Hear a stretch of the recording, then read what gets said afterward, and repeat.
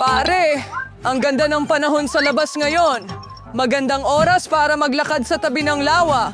O pare, anong ginagawa mo? Itigil mo yan! Itigil mo yan! Mahuhulog ako! Nako, mukhang may problema ako. Sana walang nakakita sa aso ko. Hindi. Tama na! Hindi, wala na. Pumunta ka sa banyo sa bahay. Ay, hindi. Bakit ako pinaparusahan ng ganito? Magandang hapon!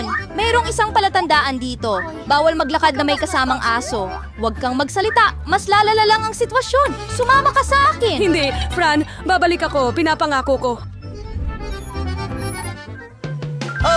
Pero hindi nila papayagan si Fred dito. Pinakamataas na panalo. Ito ay hindi kampo ng mga bata. Talaga? Magpakita ka ng kakayahan sa anak mo at magmadali. Nakikiusap ako? Pwede ko bang makuha ang aso ko? Siyempre!